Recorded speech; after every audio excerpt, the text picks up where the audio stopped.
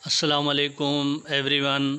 आज मैं आपको बहुत बड़ी ब्रेकिंग न्यूज़ देने जा रहा हूं, जो कि पाकिस्तान तहरीक इंसाफ के चेयरमैन इमरान खान के बारे में है।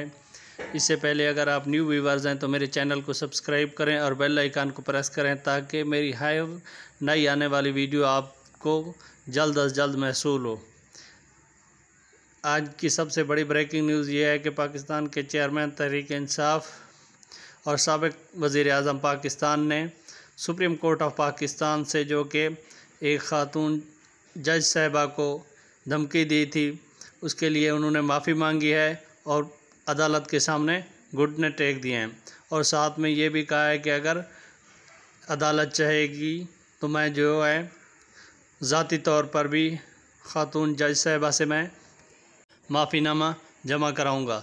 तो अदालत ने आज फ़र्द जुर्म आयद करने से नहीं किया और 29 दिसंबर को तहरीरी हुक्मनामा जारी किया है कि वो तहरीरी तौर पर माफ़ीनामा जो है अदालत में जमा कराएंगे और इसके बाद जो है इस केस को निपटा दिया जाएगा।